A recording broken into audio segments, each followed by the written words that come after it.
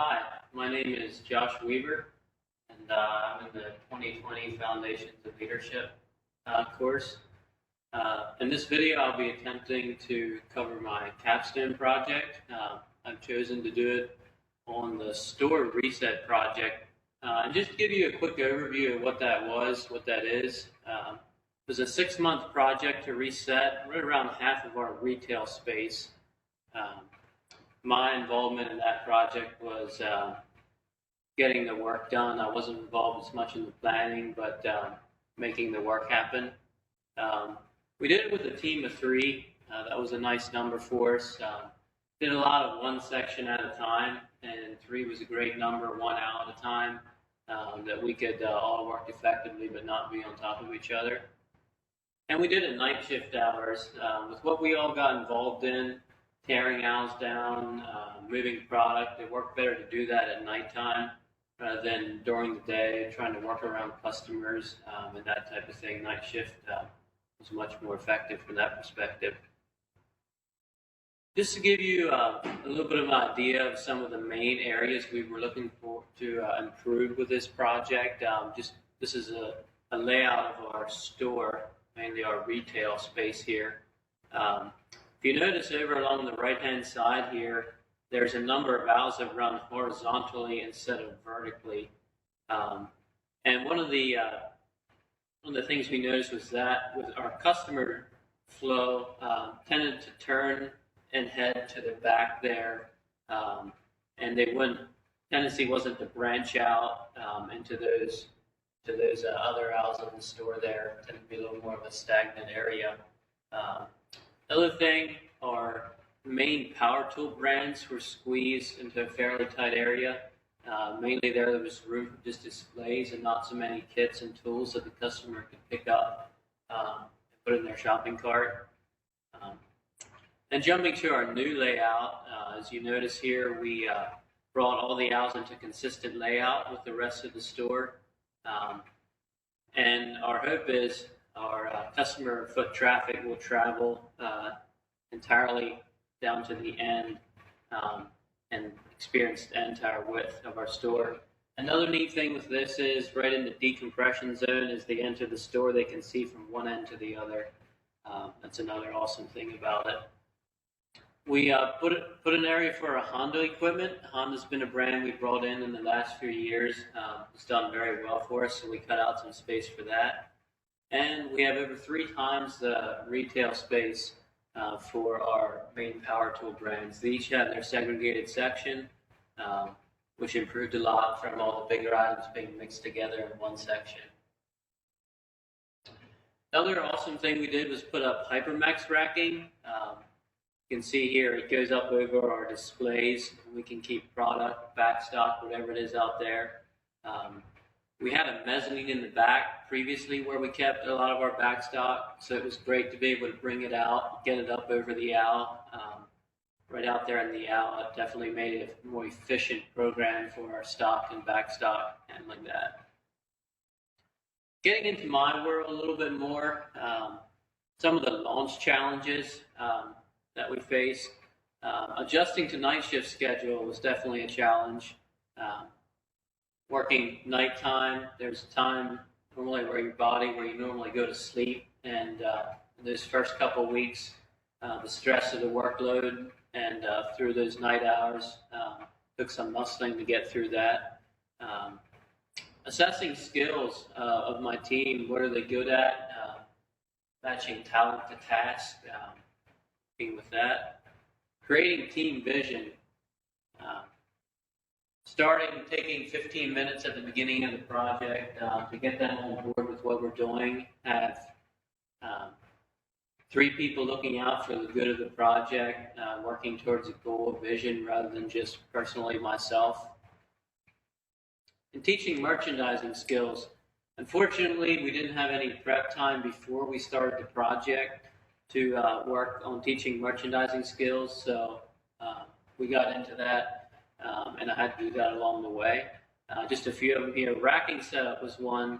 How we set up our different types of racking, leveling, getting that, the proper setup with that. Shelf and hook sizing and spacing. There's many things that go with that. Stepping the shelves back properly so the light penetrates the surface of the products on each shelf. You don't have any shadows. Hook sizing has to do with sales, capacity, weight, keeping everything in a uniform layout. Product layout, how do we do sizing? Is it left to right, right to left? Keeping the A and B movers right in the hot cross of your body, normally between your knees and your shoulders, where it's easy to pick up. Heavier arms at the bottom, lighter arms at the top, things like that. And mainly this was just to develop a consistent program that we kept throughout the store rather than going one department one way and one the other. And location and header maintenance. We moved thousands of SKUs in a week, and keeping the locations, the headers updated properly was also a big task, something that we had to be tenacious about, making sure we came back through and get that properly. Just a few pictures of displays we did that went well. This is one of the nail aisle. Neatly color-coded boxes and headers for that. That was a great one for us. This is a general tool aisle. We did maybe 3 weeks into the reset or so, but that we were able to really organize and improve quite a bit, get more stock out on the shelf. This is a Makita reset, just did in the past few weeks here. Makita has their own racking, and we did set up a new type of racking there. That went excellent. We were able to get a decent amount of tools out along the bottom there versus we didn't have that before. Another awesome thing we had was an owl moving kit. There's rollers down along the bottom there. I don't know if you can see that on the picture or not. But there was a bar we could pick the owl up and put these disc rollers underneath and push the whole owl at one time. There certainly was some limitations as far as weight goes. We couldn't push just anything, but we could push a loaded owl up to almost 30 feet long. It's only fair of me to tell you that not everything went excellent. We did have a few mishaps here and there. This owl we had just taken off the rollers, and something with moving the owl around, this section had a lot of weight on, and the pegboard collapsed, which made the shift a couple hours longer than we hoped for it to be, but it certainly could have been a lot worse. Looking into the future, to think of we just completed the reset. We have a few small details to work through yet, but maintaining the organization and clarity of our displays. Now that we have it reset, we have it the way we want it. It takes maintenance to keep it that way, to keep it neat, clean, organized.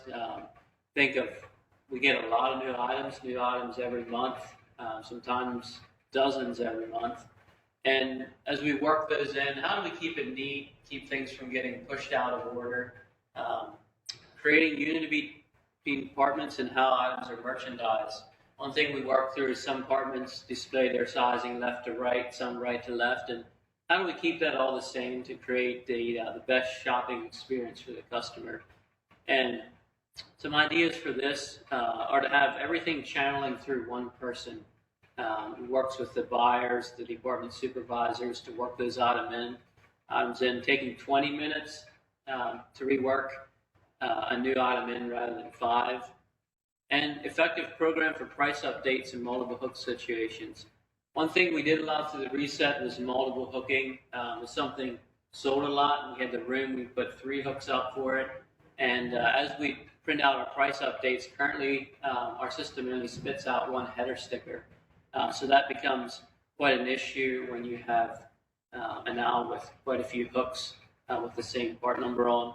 And some ideas for that, we may be able to submit data through our stocking teams that would communicate somehow with our system, or having a selection box with each part number in our software that you can enter a hook count in. We're excited to announce we're opening a new store location, opening to open later this year. This is about an hour from our current retail location. It's conveniently located right off of Route 15, 76 here the turnpike there.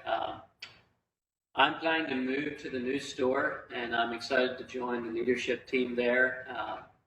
In this next season of my life, I'll be involved in setup, and I feel like this project, along with the Foundations of Leadership course, has definitely laid a foundation for moving into Mechanicsburg. I feel like the skills, the leadership experience I had here will definitely benefit me in that. Lessons learned, reflecting on the project, some of the lessons learned. The first one, think of as communication. Communicating how we do things.